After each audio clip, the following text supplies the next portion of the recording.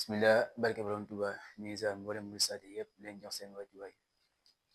xaani tuub bu baax a baax ci kàddu yi xam ne day kàddu yoo xam ne da ñàkk di kàddu soññe di kàddu yoo xamante ni kat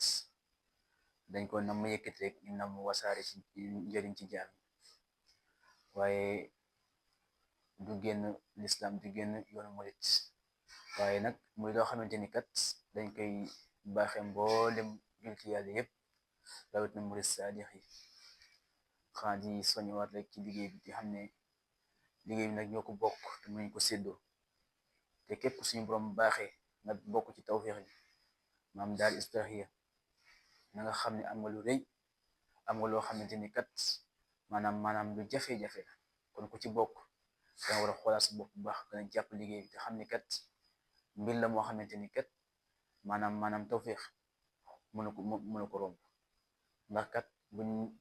bàyyi xel bu baax a baax kat suñu Muntaxa yi waxoon ne bu ñëpp xamoon ci li ngeen nekk dañu fëx wutal si leen bu mën leen de seen mbooloo mi su ma ci gisee lenn loo xamante ni kat ab gàkk-gàkk la ma dama am jàmm rek na mu ko dindi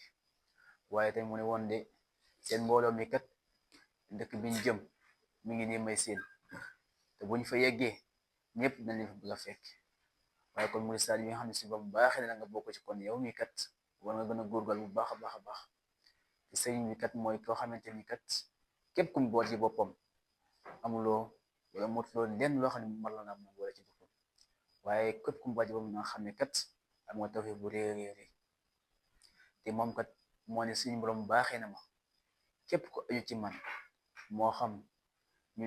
ñu fi nekk ak ñu ñëwawut ñëpp suñu borom xamal ma leen waaye li ci waaye mën a nekkee suuf ba ngoon malaaka yi nga xamante ni kat ñoo seq doomu aadama te bind ci ay jëfam yu ñaaw ak yu rafet yooyu kat dañuy ñëw ba ci moom ne ko doomu diw ak diw kat def na lii ak lii ci bés bi kon loolu kon waaye fu waay mën a nekk rek war nga xoolaat sa bopp bu baax a baax te xam ne kat sëñ bi mi ngi ànd ak yow saa su ne bés bu ne heure bu ne kon nga war a xoolaat sa bopp bu baax a baax a baax gën a tiit ci sa bopp rawatina nag nga ne ci daal Hizbut-Tarqiyyah maanaam loolu moom maanaam boo xam ne tabbi na ci rek di ci am oyofal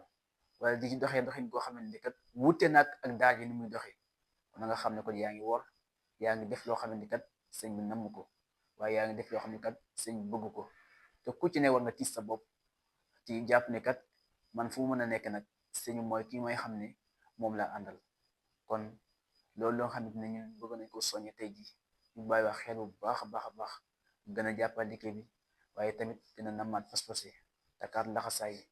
te xam ne kat képp ku ut ngërëm waroo tàyyi dañ ci war a nekk saa su ne nekk ci saa su ne ndax kat ngërëm kenn xamul fan lañ ko mën a amee kon dañ ciy nekk ci rek bu keroog nga xam ne yëpp mi kat sëñ bi fay na la te sëñ bi kat mooy ko xamante ni dafa am ak pay te ñëwut mbor te képp koy liggéeyal ak nu mu mën a doon du nax saay kon nañ ci gën a góorgal bu baax a baax xam nañ jàpp waaye tamit nañu tàmbale ci sëñ bi yem ci sëñ bi bañ a gis leneen luy dox diggante sëñ bi te xam ne kat mooy suñu lépp mooy moom fu ñu jàqee rek nañ ko woo te xam ne moom doy na sëkk solution jërëjëf inna allah maana